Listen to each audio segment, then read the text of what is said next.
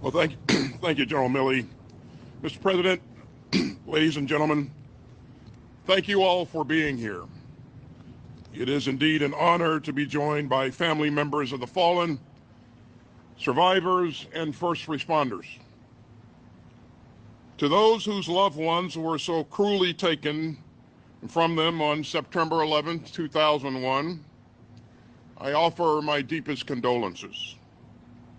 And so does the entire Department of Defense. We know that these moments of tribute are not easy.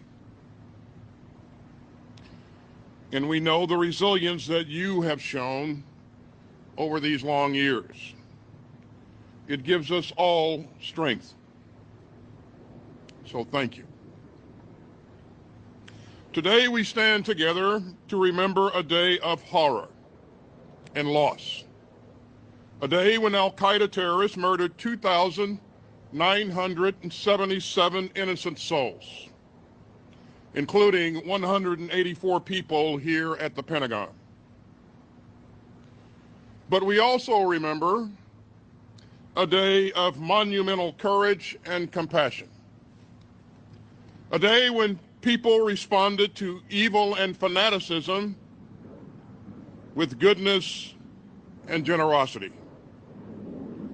A day that called forth the heroism that dwells in the hearts of Americans across this land. Many of those acts of bravery happened right here where we're standing. Our colleagues at the Pentagon risked their own safety to rescue their teammates. They moved rubble with their bare hands. They cleaned wounds with bottled water.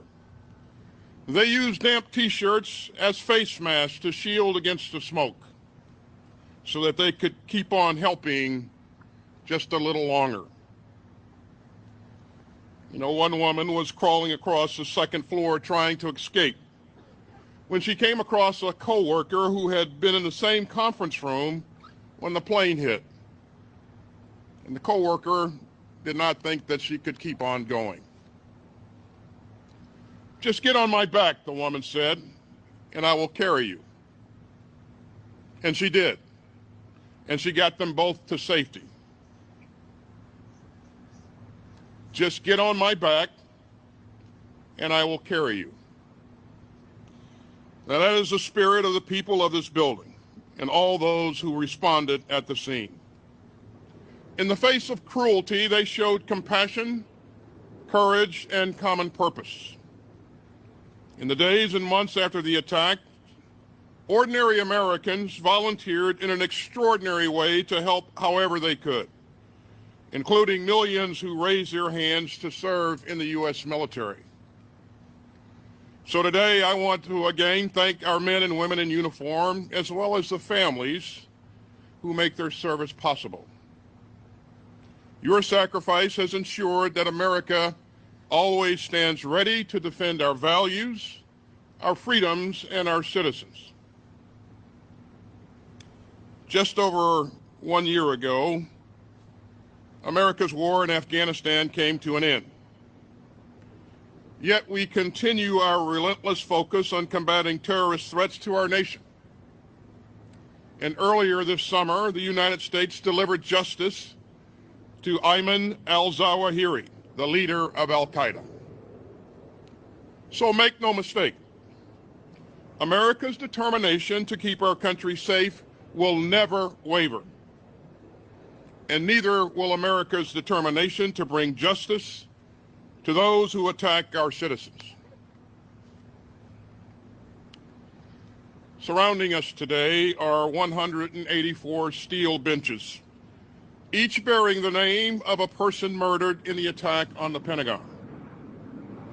And every night, 184 lights come on, lighting up each bench, just as the people who they honor lit up the lives of those who love them.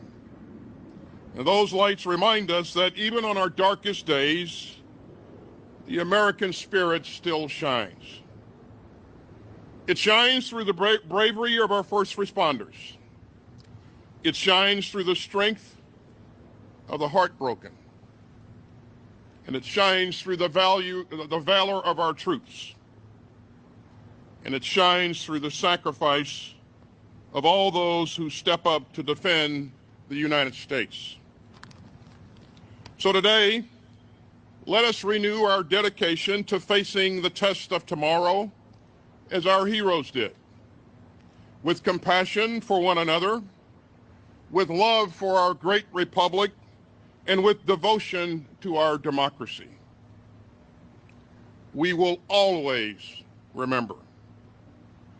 We will always stand guard over this democracy, and we will always seek to be worthy of those who we lost. As President Biden has said, and I quote, "From the deepest depths of our worst crises, we've always risen to our higher heights." And ladies and gentlemen, our president deeply cares about the men and women of the United States military. And our president believes deeply in America's strength, in the democratic values that guide us in times of trial, and in the resilience of the American spirit, even at moments of great challenge. Ladies and gentlemen, it is my honor to introduce the President of the United States.